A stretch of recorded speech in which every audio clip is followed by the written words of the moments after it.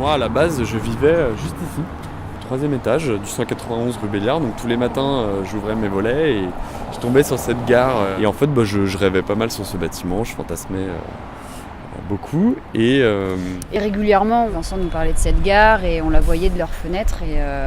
Et on est, que ce soit Flavie ou moi, on est tombé sous le charme de ce bâtiment parce que c'est un terrain de jeu déjà des street artistes. Les quais ils sont magnifiques. C'est d'ailleurs sur les quais qu'on a flashé en premier.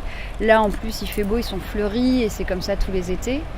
Et puis c'est un peu triste de voir ce bâtiment vide, totalement abandonné quand on voit qu'à Paris on manque cruellement d'espaces verts, d'espaces tout court pour aménager des lieux un peu pour faire vivre les quartiers. Ici, il n'y a pas encore grand-chose et justement, c'est le terrain idéal pour imaginer des projets. Pour expérimenter et puis participer au développement de ce quartier qui est en pleine transformation actuellement.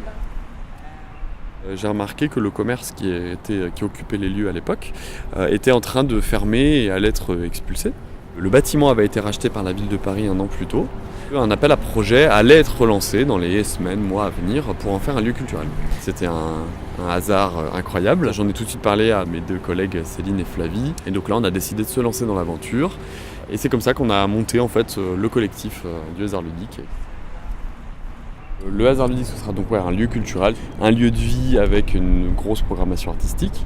Donc ce sera aussi bien des choses autour de la musique une fois de plus, des arts numériques, mais aussi des formes plus classiques, contes, théâtre, danse, spectacle. On fera aussi des soirées événementielles, des choses plus thématiques, plus insolites, où on fera venir des performeurs, des spectacles qui mêlent un petit peu les esthétiques. Donc ça c'est le gros de la programmation. Et en gros le dernier espace c'est vraiment le commerce de proximité, on aura un café, un restaurant.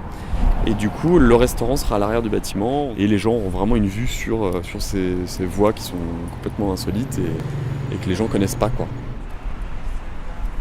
Vraiment ce quai-là on le trouve magnifique. Et l'idée en tout cas de ce quai ce serait d'une part d'en faire une espèce de friche artistique à ciel ouvert, mais on se dit qu'on pourrait pousser le truc encore plus loin et proposer finalement un des murs les plus longs de Paris dédié au street art et quelque chose d'un peu autogéré en lien avec les nombreux artistes du 18e qu'on est en train de rencontrer progressivement.